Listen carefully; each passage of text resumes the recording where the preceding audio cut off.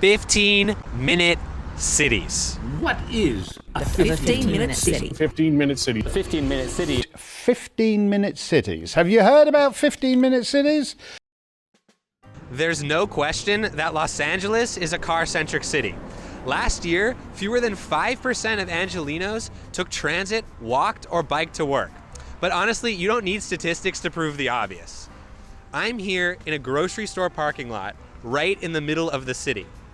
The neighborhoods nearby are actually pretty dense. But this parking lot is designed like it's in suburbia.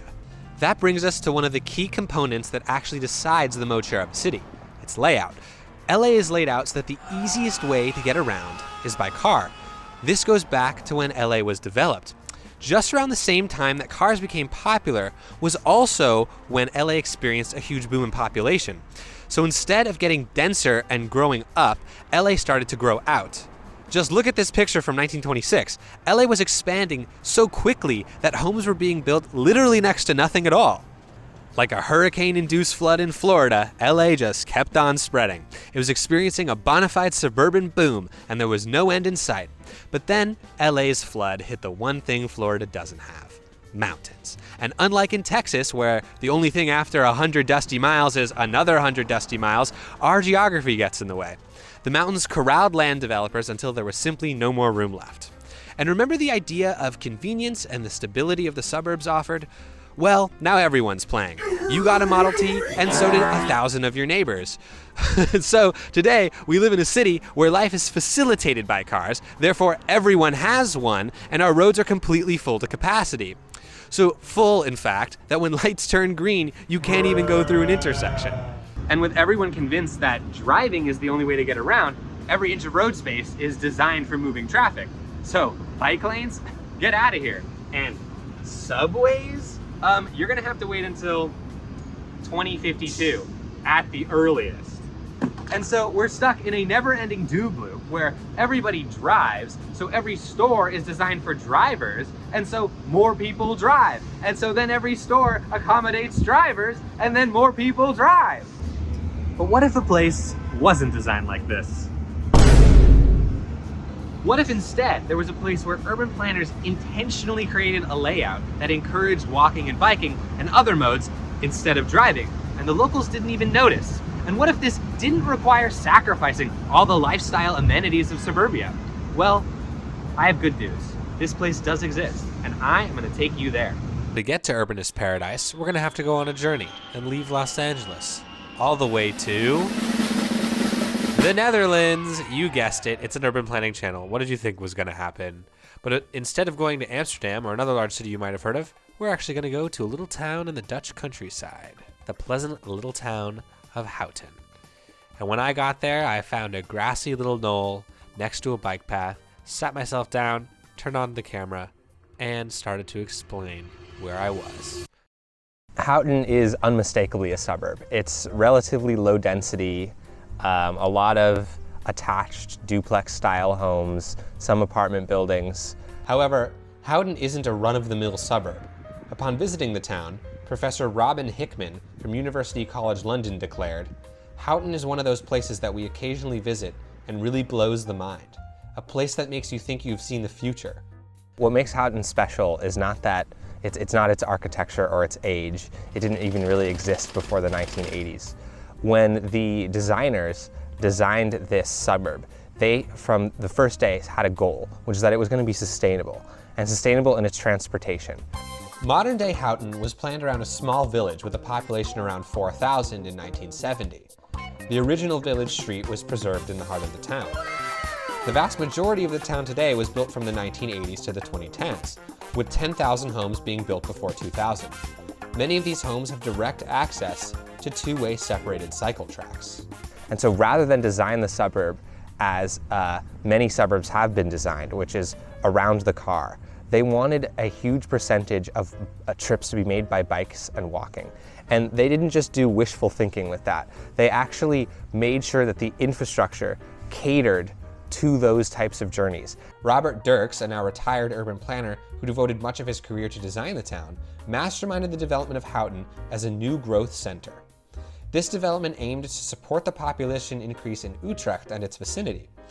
Houghton was envisioned to foster a community-centric environment, promoting interaction among residents and reducing reliance on private vehicles. Beginning in 1979, the project expanded the quaint rural village of Houghton with 10,000 new homes, raising its population to 30,000 by the 1990s. Houghton Station, operational since 1982 and revamped in 2010, facilitated local commutes to Utrecht within 10 minutes to the north and to Germaldsen to the south. In 2010, the Houghton Castellum station was inaugurated to serve the new southern town center and residential districts. The expansion of the neighborhood continues, with its population nearing 48,000 by 2020. And so today, 64% of trips made within this community are not made by car. That was achieved mainly through designing infrastructure that is very easy to use if you're cycling or walking. So many of the homes, the fronts of them face cycling paths or walking paths. The car access is behind them, right? So you're already focusing the community on the bike paths. A new, large town center was built next to the old. This is where residents can find their grocery store, schools, and other services, as well as a train station along the line to Utrecht. The fronts of the stores face a car-free street, featuring wide sidewalks, bike lanes, and ample bike parking. Just like with any suburb, you can find your small mall, replete with chain clothing store and brand name food court. It's not just the fact that there are bike paths. The way that they're laid out is in a network that goes across the entire suburb. According to Eric Jaffe, New York Bureau Chief for CityLab, a site about urban life by Bloomberg, car traffic is primarily regulated to a ring road that encircles the area. And this ring road would not be that unfamiliar to an American driver. It has a speed limit around 40-something miles per hour. It's in kilometers per hour, but roughly 40-45 miles per hour speed limit.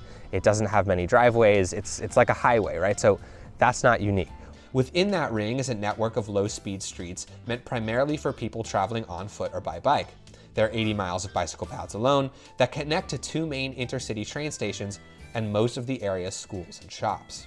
The bike paths, the bike network, connects across the entire community, meaning if you're in one of these homes here and you want to go to the market, it's just a much shorter journey physically to go onto that bike path, bike to the market, get your stuff and bike home, than it is to go get into your car, drive out on one of those roads out to the ring road, use the ring road to go all the way around the community, and then go back onto a different road that goes into the community to get back to the market. Over the past several decades, the Netherlands has methodically guided the placement of new developments through various reports issued by the Department of Housing, Planning, and Environment.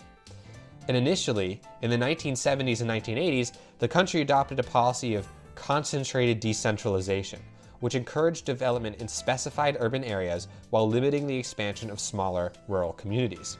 This strategy shifted during the 1980s and 1990s towards encouraging dense urban development, rejuvenating the existing housing infrastructure, banning suburban shopping malls, and directing new job opportunities to areas with efficient public transportation. The so-called Vinex planning strategy, implemented in the Netherlands as part of the Fourth Memorandum on Spatial Planning in the early 1990s, represented a sophisticated approach to urban development and spatial planning. The policy was created after 8 years of consultation and analysis and was meant to govern the planning of a vast part of the country. This policy directed residential expansion towards specific urban areas to foster high-density living with a keen focus on sustainability and integrated urban planning. The essence of Vinex was to counteract urban sprawl by promoting the development of new residential neighborhoods adjacent to or within existing urban centers, thus preserving open spaces and enhancing the efficiency of public transportation systems. This strategy was not merely a continuation of previous policies, but also introduced innovative approaches towards urban development, aiming to balance growth with environmental and social sustainability, including protecting a large undeveloped area known as the Green Heart of the Netherlands. So it's not that everybody here is some sort of bicycle idealist. It just turns out that humans make the simplest choices available. And here, the people who designed this community ensured that the simplest choice available is usually biking or walking, simply because those are the shortest and easiest distances and most direct routes to take to get to a place. The plan also concentrated future housing, work, and amenities in well-connected locations to reduce dependency on automobiles, thereby supporting more sustainable mobility patterns. However, the authors of Vinex did not want to sacrifice economic success to sustainability. Instead, the plan includes sections on how to create new commercial districts that would be competitive on a national and international level. Concentrating new businesses in already well-connected areas and increasing public transit service would actually enhance the local economy according to the plan. But hold up, what is it actually like being in this place? Okay, so here we are, biking down one of the pathways that I've been talking about, past that business park I just mentioned. But this is where it really struck me how special this place was. We're coming up on one of the larger intersections in the city.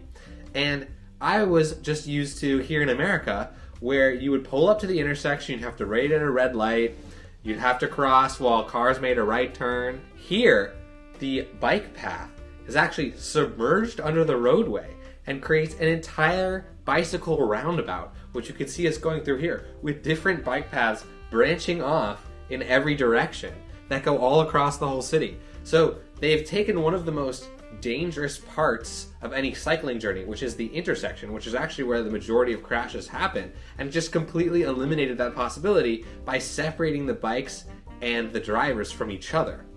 Isn't that great? So they designed what they wanted into the fabric of the community. And again, the results speak for themselves, with over 64% of trips not being made by car. New housing projects under the Vinix program were planned to include a mix of functions, such as commercial spaces, public services, and leisure facilities, ensuring that these new urban extensions were self-sufficient, yet seemingly integrated with broader urban fabric. Nearly 1 million homes were envisioned to be built under this program between 1995 and 2010, marking a significant intervention in the Dutch housing market and urban landscape. Also, the roads that do include automobiles that aren't the ring road, even those are quite bikeable. They have speed tables, chicanes, none of them are long and straight, so they're very hard to speed on. That's also where all the parking is, so people are pulling in and out. So biking is always sort of the easier choice. And it's also easy to allow your kids to bike by themselves because all of the paths are separated. Today, Houghton is a suburb of 50,000 people. There are 415 cars per 1,000 locals, with 36% of households having at least 2 cars. Wow. In other words, it's not that different from the United States. However, there are over 130 kilometers of fully separated bike paths, color-coded red so they are intuitive to follow.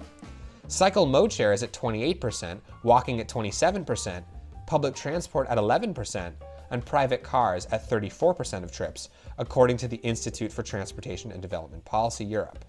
In other words, more than half of all trips in Houghton are made by non-motorized vehicles.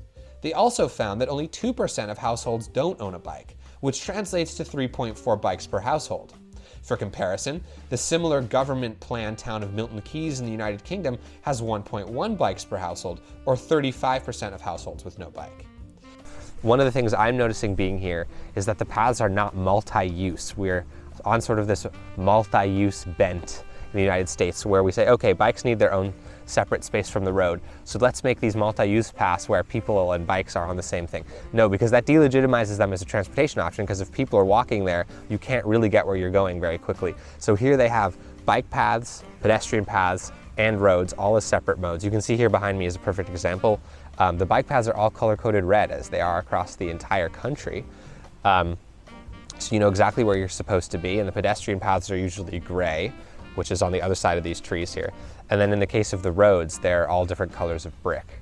Another special feature of the town is the villages within a city design, which is created through unique architectural styles defining specific neighborhoods. These include English, Italian, and French style buildings grouped together around parks. The idea behind this design is to create a city of villages, each with its distinctive character. Part of the town is inspired by the Garden suburb with lower density housing, while newer areas feature more contemporary designs. Finally, common open spaces crisscross the town, acting as central axes. These feature bike paths and walkways, as well as lakes and canals.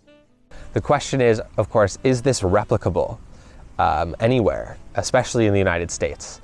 I don't see why the answer is, no. I would say, why not? Again, here the urban planners simply designed what they wanted into the community. They made it so that the easiest choice is taking a bike. Houghton has been a clear favorite for the Dutch public. which is demonstrated by various economic indicators.